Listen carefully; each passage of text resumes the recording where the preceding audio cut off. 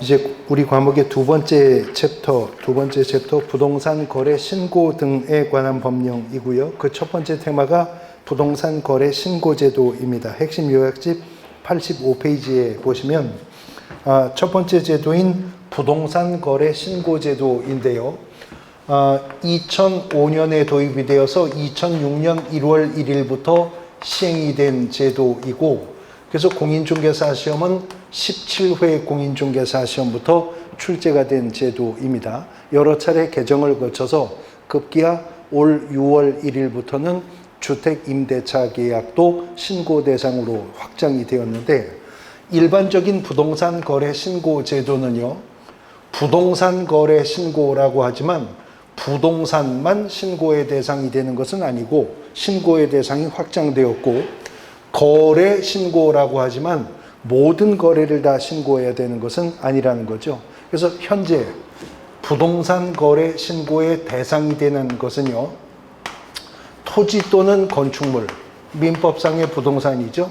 토지 또는 건축물의 매매 계약이 부동산 거래 신고의 대상이 되고, 그 다음에 부동산에 관한 공급 계약이요. 부동산에 관한 공급 계약이 또 거래 신고의 대상이 됩니다. 이 공급 계약에 의해서 공급받을 자로 선정된 자의 지위, 우리가 일컬어서 분양권이라고 하죠. 아파트 분양권. 그 다음에 도시 및 주거환경정비법이나 빈지 및 소규모 주택정비에 관한 특례법상의 입주자의 지위, 보통 우리가 재건축, 재개발, 입주권이라고 하죠. 이런 분양권, 입주권의 매매 계약, 이것이 부동산 거래 신고의 대상이 됩니다. 토지나 건축물과 같은 부동산뿐만이 아니라 부동산과 관련된 일부 권리도 신고의 대상이 되는 것이고, 거래 신고라고 하지만 일반적인 부동산 거래 신고의 대상은 매매 계약과 공급 계약만 거래 신고의 대상이 된다는 거죠. 그러니까 부동산의 소유권을 이전하는 원인 계약이라 하더라도 교환 계약이나 증여 계약 같은 것은 부동산 거래 신고의 대상이 되지 않는다는 점, 매매와 공급 계약만 부동산 거래 신고의 대상이 된다는 점 유의하셔야 됩니다. 단, 이러한 부동산 거래 신고 제도는 포괄적이고 일반적인 제도여서 부동산 거래 신고 지역이라는 게 없습니다. 대한민국 전체가 부동산 거래 신고 지역인 거고요. 부동산 거래 신고 대상 거래 금액에 관한 기준도 없어요. 그러니까 토지 건물 매매 계약이 체결되면 대한민국 영토 내에 어디에 있는 토지 건물이든 거래 금액이 얼마이든 간에 이 신고를 해야 된다는 거죠.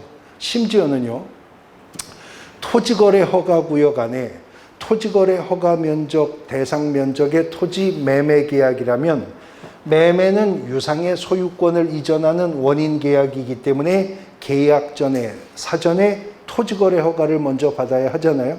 근데 토지거래 허가를 받았다 하더라도 토지 매매 계약이면 부동산 거래 신고를 해야 돼요. 토지거래 허가 구역 안에 500제곱미터를 초과하는 농지라면 토지거래 허가를 받았으면 농지임에도 시군면자에게 농지 취득 자격 증명 안 받아도 됩니다. 그러나 토지거래 허가를 받았다 하더라도 부동산 거래 신고는 별건으로 신고를 하여야 한다는 거죠. 그러면 이런 매매나 이런 공급 계약이 체결되면 누가 언제까지 신고해야 되는가? 계약이 체결된 날로부터 30일입니다. 계약이 체결된 날로부터 30일 이내에 이런 부동산이나 아니면 권리 대상 부동산이 소재하고 있는 지역을 관할하는 시장, 군수, 구청장, 그래서 이 법에서 그 시장, 군수, 구청장을 일컬어서 신고관청이라 하거든요. 이 신고관청에 실제 거래 가격 등 대통령령이 정하는 일정한 사항을 신고해야 한다는 거죠. 누가 해야 되느냐? 신고 의무가 누구에게 있느냐 하는 것인데, 이 법이 정한 신고 의무자는 원칙은 거래 당사자, 그러니까 매도인과 매수인, 공급자와 수급자, 거래 당사자가 공동으로 신고를 해야 되는 것이 원칙입니다. 그러나 만일 이런 매매 계약이나 공급 계약이 개업 공인중개사의 중개 결과로 성사된 매매 계약이거나 공급 계약이라면 그때는 부동산 거래 신고를 개업 공인중개사가 신고하되, 저 매매나 공급 계약이 2인 이상의 개업 공인중개사의 협력적 중개로 이루어지는 공동중개 결과로 체결된 매매나 공급 계약일 수 있죠. 그러면 그 중개 행위에 참여한 개업 공인중개사들이 공동으로 부동산 거래 신고를 해야 된다는 거죠. 중개 완성으로 매매나 공급 계약이 체결되면 개업 공인중개사에게 신고 의무가 있다. 이 말은 반대 해석하면 개업 공인중개사가 개입되지 않은 직접 거래의 경우라면 그때는 거래 당사자에게 신고 의무가 있다라는 말이겠죠. 그런데 거래 당사자가 어떻게 신고해야 된다고요? 공동으로 신고해야 되는 게 원칙이다. 그러면 예외가 있다는 거죠. 단독 신고할 수 있는 예외가 두 가지가 있어요. 첫 번째는요, 당사자가 공동으로 신고해야 되는데 당사자 중 일방이 신고를 거부하는 경우 상대방은 단독 신고할 수 있습니다. 이때는 계약서 사본에다가 일방이 신고를 거부하기 때문에 내가 단독 신고한다라고 하는 사유서 첨부한다면 일방이 단독 신고할 수가 있어요. 그 다음에 또 하나는 직접 거래로 매매나 공급 계약이 체결되었는데 계약의 일방 당사자가 국가 등일 경우, 이때도 부동산 거래 신고를 해야 되는데 이때는 국가 등이 단독 신고하도록 하는 두 가지 단독 신고의 예외가 인정되게 된다는 거죠. 자, 직접 거래 시에는 누가 신고해야 된다고요? 거래 당사자가 어떻게?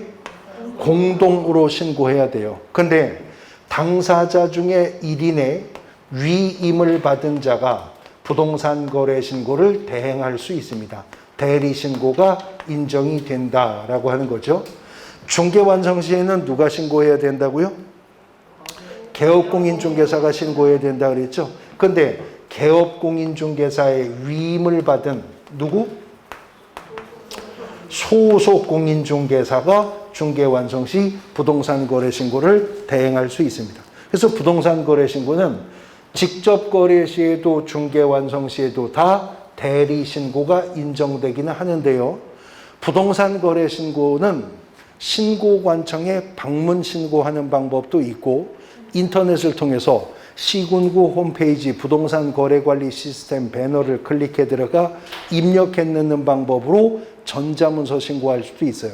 근데 전자문서로 신고한다면 신고하는 자가 시군구 담당 공무원을 직접 면전에서 만나질 않죠. 그렇기 때문에 공인인증서, 지금은 공공인증서라고 하죠. 이걸 통해 실명 확인하고 로그인에 들어가 입력하는 방법으로 신고하는 것이기 때문에 전자문서로 신고하는 것은 신고 의무자가 직접 전자문서로 신고할 수 있지 대리 신고는 불가능합니다. 그러나 방문 신고한다면 신고 의무자가 신고관청을 직접 방문하지 않고 위임받은 대리인들이 가서 방문 신고할 수가 있다는 거죠. 그러면 방문 신고한다면 신고하는 자는 4명 중에 1명일 거예요. 직접 거래시라면 당사자 중에 1인이거나 그로부터 위임받은 대리인이거나, 중개 완성시라면 개업공인중개사이거나 그로부터 위임받은 소속공인중개사이거나, 이 넷 중에 누군가가 신고관청을 가겠죠. 누가 갔든 신고하러 간 자는 자기 신분증명서를 내보여야 합니다.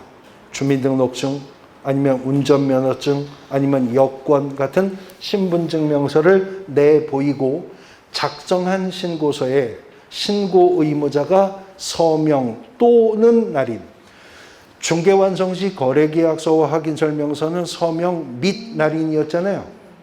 부동산 거래 신고서는 신고서에 신고 의무자가 서명 또는 날인을 해서 제출하면 돼요. 그런데 직접 거래 시 당사자 중 1인의 위임을 받은 이 대리인이 신고하러 갔다면 이 대리인도 자기 신분증명서는 내보여야 한다고 했죠. 그리고 신고서를 제출할 때 위임을 한 당사자가 자필 서명한 위임장에다가 위임을 한 당사자의 신분증명서 사본을 첨부해 신고관청에 제출하도록 하는 겁니다. 결국 이것도 민법의 관점에서는 임의대리 관계잖아요. 수권행위에 의해서 발생하니까 그 대리권을 입증하기 위해서 위임을 한 당사자의 뭐가 있는? 자필 서명이 있는 위임장에다가 위임을 한 당사자의 신분증명서 사본을 제출하라는 겁니다. 자, 그러면 그 위임장, 신분증명서 사본은 누구 거예요? 예, 위임을 한 사람. 매도인 거, 매수인 거, 둘 다 거, 둘 중에 한 명 거. 자, 지금 자필 서명에서 위임장 가져가야죠? 그 위임장은 누구 거? 누가 써준 거예요? 매도인 거, 매수인 거, 둘 중에 한 명 거. 둘 다 거. 둘 중에 한 명 겁니다. 둘 중에 한 명. 둘 중에 누구? 위임을 한 자. 위임을 한 자가 누군데요? 둘 중에 한 명이죠. 둘 중에 누구요? 위임을 한 자. 위임을 한 자가 누군데요? 둘 중에 한 명이죠. 그 다람쥐 쳇바퀴 돌잖아요, 지금. 그러니까 부동산 거래가 직접 거래 시에는 당사자가 어떻게 신고하라고? 공동 신고하라고 했잖아요. 근데 이 공동 신고하라는 말은 직접 거래 시 작성한 신고서에는 매도인도 매수인도 둘 다 서명 또는 날인하라는 의미에서 공동 신고지, 신고서의 제출은 당사자 중 1인이 제출한다고 돼 있어요. 그 제출하기로 한 자가 지각하기 싫으니까 위임한 거죠. 그러니까 부동산 거래 신고서를 제출하기로 한 자의 자필 서명이 되어 있는 위임장에다가 그 신고서를 제출하기로 한 자의 신분증명서 사본을 첨부해서 대리인은 신고관청에 내라는 겁니다. 그런데 중개 완성으로 매매나 공급계약이 체결되면 누가 신고해야 된다고요? 개업공인중개사가 신고해야 되는데 자기가 가기 귀찮으면 누구 보낼 수 있어요? 소속공인중개사 보낼 수 있죠. 그러면 소속공인중개사도 갔으면 소속공인중개사 자신의 신분증명서는 내보여야 하겠죠. 그러나 소속공인중개사는요, 개업공인중개사의 자필 서명된 위임장이나 개업공인중개사의 신분증명서 사본 등을 제출할 의무가 없다는 겁니다. 그런 거 안 내도 신고관청인 시장군수구청장은 이미 공인중개사법이 개업공인중개사에게 고용인 고용했으면 업무 개시하기 전 고용신고하라고 했었으니 고용신고 여부를 행정정보 이용이나 이게 등록관청이 아닌 다른 신고였었다면 행정정보 공동 이용을 통해 확인할 수 있는 정보이기 때문에 이 소속 공인중개사는 개업공인중개사의 자필 서명된 위임장이나 개업공인중개사의 신분증명서 사본 등을 제출할 의무를 입법하지 않았다는 겁니다. 자, 이렇게 해서 부동산 거래 신고를 하는데 뭘 신고해야 되느냐? 신고해야 될 사항. 우리 교재 86페이지에 보시면 부동산 거래 신고 사항 중에서는 공통 신고 사항이 먼저 있어요. 당사자의 인적사항, 계약일, 중도금 지급일, 잔금 지급일, 거래대상 부동산의 소재지, 지번, 지목 및 면적, 거래대상 부동산의 종류와 실제 거래 가격. 이 제도 자체가 실거래가 확보를 목적으로 도입한 제도이기 때문에 아예 실제라는 말을 입법했습니다. 실거래 가격, 그리고 조건과 기한이 있는 경우에 조건과 기한, 그리고 개업공인중개사가 거래계약서를 작성 교부했다면 개업공인중개사의 인적사항과 등록한 사무소의 상호 전화번호 및 소재지. 이것은 부동산 거래 신고 시 공통신고사항이고요. 여기에 이제 법인이 주택의 거래계약을 체결하는 경우에 추가 신고해야 될 사항으로서 법인의 등기 현황, 법인과 거래 상대방 간의 관계가 다음 어느 하나에 해당하는지 여부에 관한 문제, 그리고 주택 취득 목적 및 자금, 취득 자금 등에 관한 사항 등을 신고하도록 합니다. 그 다음 만약에 이 거래가요 6억 원 이상의 주택이거나 주택법상 투기과열지구나 조정대상 지역에 소재하는 주택이라면 거래금에 관계없이 6억 원 미만이라 하더라도 자금 조달 계획과 지급 방식, 입주 여부와 입주 예정 시기 등을 신고하도록 하고 있다는 겁니다. 유의해야 될 것은 자금 조달 계획과 지급 방식, 매수인의 입주 여부와 입주 예정 시기는 일반 지역은 6억 원 이상의 주택일 경우에 신고해야 되고 주택법상 투기과열지구나 조정대상 지역에 있는 주택은 거래금액에 관계없이 이 자금 조달 계획 등을 신고해야 한다는 겁니다. 그런데 문제는요. 중개가 완성이 되면 개업공인중개사에게 신고 의무가 있죠. 근데 개업공인중개사가 중개를 하다가 보면요. 주택법상 투기과열지구나 조정대상 지역에 있는 주택을 중개하는 경우 많겠죠. 수도권에서 중개업하는 자라면. 또 투기과열지구나 조정대상 지역이 아니라 하더라도 6억 원 이상의 주택거래를 개업공인중개사가 중개하는 경우도 많잖아요. 근데 그런 경우에 개업공인중개사가 부동산 거래 신고를 해야 되는데 중개를 완성했다면 개업공인중개사는 공통신고사항에 대한 정보는 이미 확보하고 있어요. 그러나 중개를 완성했어도 개업공인중개사는 매수인의 자금 조달 계획, 지급 방식, 입주 여부, 입주 예정 시기에 대한 정보는 안 가지고 있습니다. 그러니까 자금 조달 계획서 등은 누가 작성해야 되겠어요? 개업공인중개사도 모르고 매도인도 저 사람이 돈을 어떻게 조달해서 날 줄지 모르잖아요. 그러니까 자금 조달 계획서 등은 누가 작성해요? 매수인이 작성해서 매수인이 작성하여 서명 또는 날인하여 개업공인중개사에게 줘야 되는데 개업공인중개사는 신고를 언제까지 해야 되죠? 체결일로부터 30일 이내에 해야 되거든요. 그러니까 5일은 여유를 주라는 거예요. 그래서 매수인이 자금 조달 계획서 등을 개업공인중개사에게 체결일로부터 25일 이내에 자금 조달 계획서 등을 제공하는데 만일 개인의 프라이버시 등의 문제가 있어서 개업공인중개사가 나의 자금 조달 계획이나 입주 계획 등을 아는 걸 원치 않는다면 매수인이 자금 조달 계획 등은 별도로 부동산 거래 신고와는 별도로 신고할 수 있도록 하고 있는 겁니다. 이렇게 해서 시장군수구청장에게 신고하는데 부동산 거래 신고 제도는 결국 실거래가 확보하기 위해서 도입한 제도인 거잖아요. 그래서 부동산 거래 신고를 신고관청에 하면 이제 이 신고관청은 국토교통부 장관이 구축 운영하는 부동산 거래 가격 검증 체계라고 하는 시스템이 있습니다. 부동산 거래 가격 검증 체계는 누가 구축 운영한다고요? 네, 국토교통부 장관이 구축하여 운영하고 있는 이 부동산 거래 가격 검증 체계를 통해서 신고관청이 적정성 검증을 한다는 거죠. 적정성 검증을 하는데 부동산 거래 가격 검증 체계는 국토교통부 장관이 구축하여 운영하는 것이지만 국토부 장관이 부동산 거래 가격 검증 체계 구축 운영 업무를 한국부동산원에 위탁을 합니다. 실제로는. 그러나 구축 운영의 주체는 국토부 장관이에요. 어쨌든 이런 부동산 거래 가격 검증 체계를 통해서 시장군수구청장은 적정성 검증 작업을 하는데요.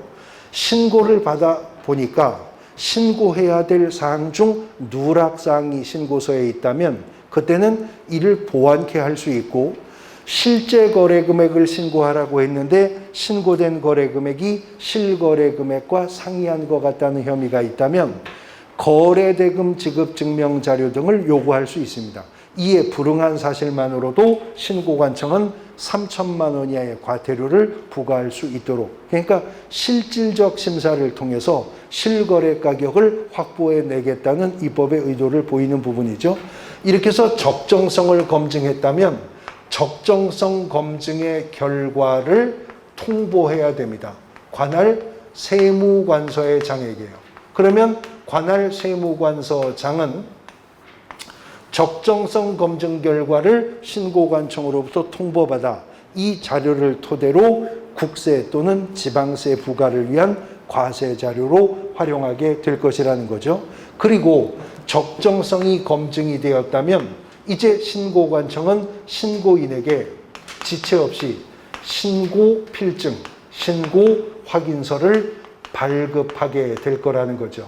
이렇게 해서 부동산 거래 신고 확인서가 발급되면 이로써 부동산 거래 신고 절차는 일단락된다는 겁니다.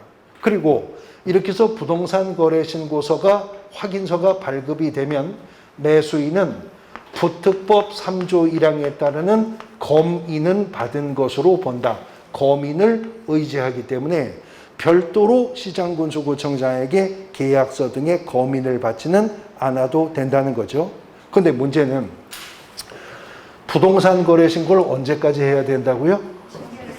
예, 30일인데요. 기준이 체결일로부터 30일.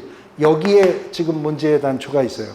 잔금 지급일로부터 30일이 아니라 체결일로 30일이니까 부동산 거래 신고하는 시점에서는 부동산 거래 계약이 99.9% 이행이 종료되지 않은 상태에서 신고 의무 이행이 들어가게 되는 거죠. 그러니까 부동산 거래 신고서를 발급받고 나서 그 계약이 무효되거나 취소되거나 해제가 되는 일이 발생할 수 있잖아요. 그러면 다시 해제 등이 확정이 된 날로부터 30일입니다. 해제 등이 확정이 된 날로부터 30일 이내에 해제 등의 신고가 있어야 한다는 거죠. 확정된 날로부터 30일 이내에 신고해야 된다. 그런데 이번에는요, 부동산 거래 신고서를 발급받았는데 신고서를 발급받고 나서 뒤늦게 신고한 사항 중 잘못 신고한 사항이 확인될 수 있다는 거죠. 그러니까 신고사항에 원시적 불일치가 발생하는 것이 있다면 일부 내용에 대해서는 정정신고할 수 있습니다. 이 정정신고할 때는 이미 발급받은 신고서에 정정할 사항을 정정하여 서명 또는 날인해 그 신고서를 제출하면 됩니다. 근데 이번에는 신고할 때는 아무것도 잘못 신고한 게 없었었는데 신고서를 발급받고 나서 신고 확인서를 발급받고 나서 신고사항 중에 후발적 변경이 발생하는 사항이 있을 거라는 거죠. 그러면 일부 사항에 대해서는 변경 신고할 수 있습니다.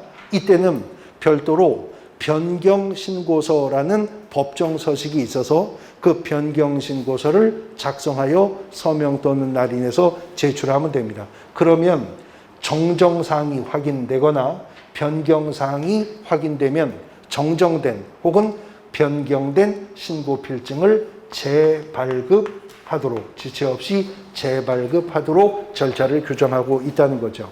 관련해서 부동산 거래 신고서 작성 방법을 묻는 문제가 부동산 거래 신고 등에 관한 법령의 법정 서식으로 거래 신고서가 있기 때문에 법정 서식 속에 인쇄된 내용들을 가지고 자주 출제위원이 신고서 작성 방법을 묻고 있어요. 그래서 요약지 88페이지에 보시면 부동산 거래 신고 절차에서 신고서 작성 방법 등을 요약집에 제가 그대로 수록했는데 짚어보겠습니다. 먼저 괄호 1번에 88페이지 매도인 및 매수인의 인적사항인데요.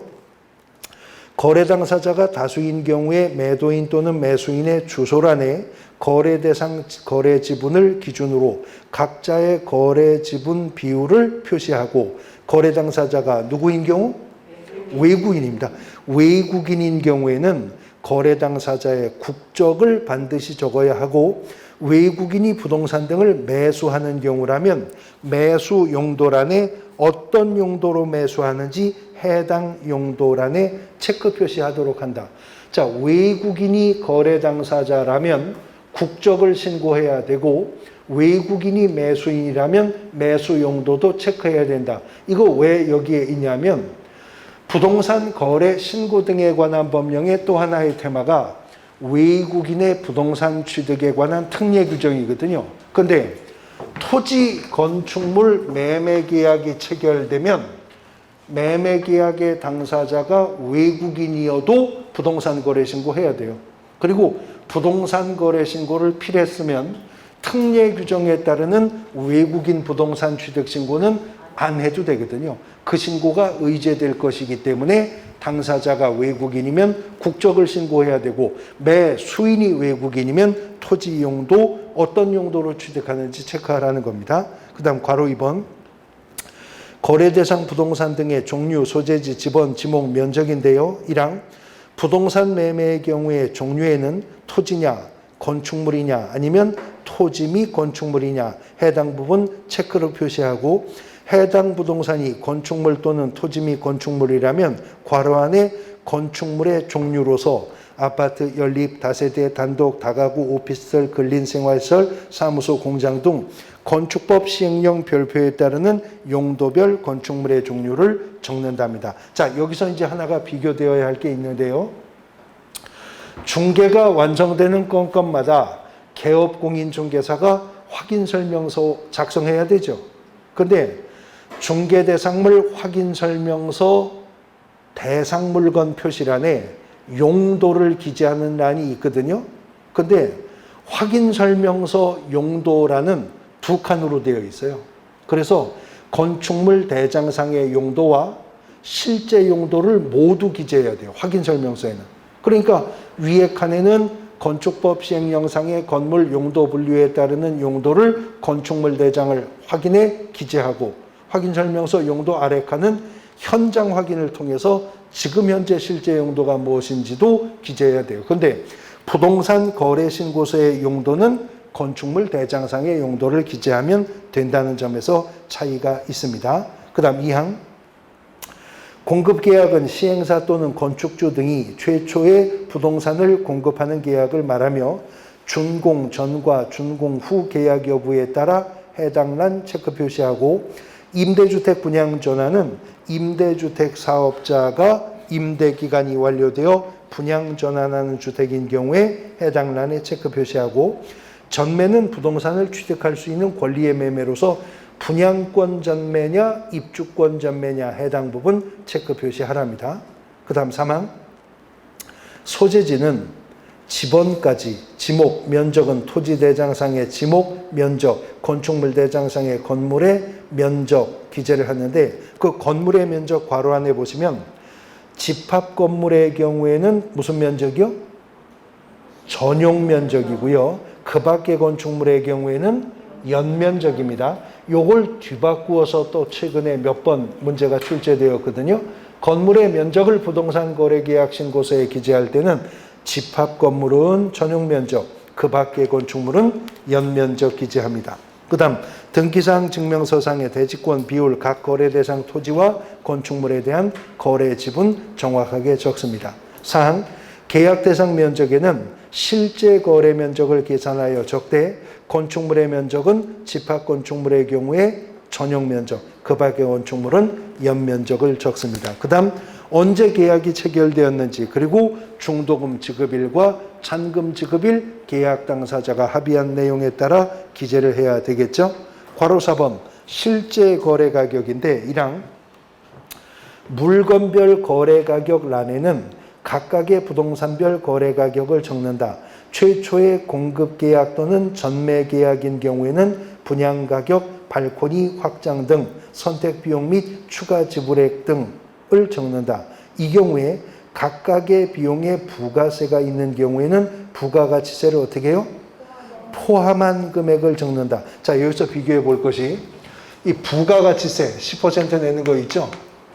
부가세와 관련해서는 나올 게 우리 과목에선 세 군데인데 중개대상물 확인설명서요. 중개대상물 확인설명서에는 중개보수와 실비의 금액과 합계액과 지급 시기와 산출 근거 기재하도록 되어 있거든요. 근데 확인설명서에 기재되는 중개보수와 실비에는 부가세 포함 제외? 부가세가 제외되는 거다. 그러니까 이거 외에 부가세 따로 받을 수 있다 그 말인 거죠. 그 다음에 이제 부동산 거래 신고입니다. 부동산 거래 신고할 때 신고 금액인데 일반적인 토지나 건물의 매매 계약일 경우요. 그때 실제 거래 금액은 부가가치세 제외된 금액을 부동산 거래 신고서에 기재하는 거예요. 근데 지금 우리가 본 지문을 보니까 분양권, 입주권의 경우에 분양가격, 발코니 확장 등 선택 비용 및 추가 지불액 등을 그 분양가격 초과 미달하는 금액을 적는데 이 경우에 각각의 비용에 부가세가 있는 경우에는 부가가치세를 포함한 금액을 적는다. 그러니까 분양권이나 입주권 매매, 분양권이나 입주권 매매의 경우라면 부가가치세가 있다면 포함한 금액을 적는다. 그러니까 부가세는 우리 과목에서는 확인설명서 기재되는 중개보수와 실비의 금액과 합계액, 산출 내역에는 부가세 제외, 부동산 거래 신고도 일반적인 토지 건물 매매 계약의 경우 거래 금액은 부가세 제외. 그런데 부가세가 포함된 금액을 기재하는 건 어떤 경우? 분양권, 입주권의 매매 계약일 경우에는 부가세에 포함된 금액을 적는다는 겁니다. 그 다음 괄호 4번의 2항 총 실제 거래 가격란에는 전체 거래 가격을 적고 계약금, 중도금, 잔금 및 지급일을 적도록 하고 있습니다. 괄호 5번 계약의 조건이나 기한이 있는 경우에는 그 조건 또는 기한, 그리고 괄호 6번 개업공인중개사의 인적사항과 중개사무소 개설 등록에 관한 사항을 적도록 하고 있다는 거죠. 이렇게 해서 부동산 거래 신고서 작성해서 신고 의무자가 서명 또는 날인해서 제출을 하게 될 것이다 하는 겁니다. 자, 그런데 95페이지로 가보시면 2021년 6월 1일부터 시행되는 이번 달이죠. 이번 달 1일부터 지금 시행되고 있는 제도로서 주택임대차 계약의 신고라는 제도가 이번 달 1일부터 지금 시행되고 있는데요. 1항을 보시면 임대차 계약 당사자는 주택에 대해서 대통령령으로 정하는 금액을 초과하는 임대차 계약을 체결한 경우 그 보증금 또는 차임 등 국토교통부령으로 정하는 사항을 임대차 계약 체결일로부터 30일 이내에 주택소재지 관할하는 신고관청에 공동 신고를 하여야 한다 그랬습니다. 근데 지금 거기 보니까 두 번째 줄에 대통령령으로 정하는 금액이라고 했죠. 그 밑에 공란에 메모를 하시는데요. 대통령령으로 정하는 금액은요. 보증금 6천만 원 초과, 보증금 6천만 원 초과 또는 월 차임 30만 원 초과. 지금 올해 6월 1일부터 시행되는 주택임대차 신고는요. 임차 보증금이 6천만 원을 초과하거나 아니면 월 차임이 30만 원을 초과하는 주택임대차의 경우에 신고해야 된답니다. 그럴 경우에 신고를 하는데 주택임대차 계약일 경우에 신고하라 그랬잖아요. 근데 그 주택 뒤에 보면 주택임대차보호법에 따르는 주택을 말하며 주택을 취득할 수 있는 권리를 포함한다 그랬어요. 자, 주택임대차보호법에서 말하는 주택이라고 하는 것은 건축법 시행령상의 건물의 용도 분류에 따르는 용도가 주택인 것만 한정하지 않죠. 주택임대차보호법의 적용 대상인 주택이라고 하는 것은 임대차 계약 체결 당시 임차인과 그 가족이 가정공동생활을 영위할 목적으로 체결하는 주택이라면, 건물이라면 건축물 대장상 주택이 아니어도 주택임대차보호법상 적용 대상이 되는 거죠. 공장이든 상가든 미등기든 무허가든 점포주택이든 심지어 고시원까지도 다 이 주택임대차 계약에 신고가 되는데, 거래 금액이 얼마일 때 신고하라고요? 보증금이 6천만 원을 초과하거나 아니면 월차임이 30만 원을 초과할 때. 왜 이렇게 정했냐면 주택임대차보호법상 소액 임차인들이 최우선 변제받잖아요. 근데 최우선 변제받을 수 있는 소액 임차인의 범위가 서울특별시냐 뭐 광역시냐 지역에 따라 다르죠. 근데 일반 그 밖의 지역이라 하더라도 6천만 원 이상이면 6천만 원 이하면 소액 임차인이 되거든요. 그러니까 그 밖의 지역의 소액 임차인의 범위에 맞추어서 6천만 원 초과라고 한 겁니다. 6천만 원 이하면 확정일자 없어도 최우선 변제 받으니까. 그 다음에 월 차임을 30만 원 초과로 정한 이유는 국토교통부 보도자료에 따르면 지금 준주택, 고시원 등도 다 포함된다고 그러잖아요. 근데 일반적인 수도권의 고시원의 뭐 비용이 28만 원 정도 된다고 하네요.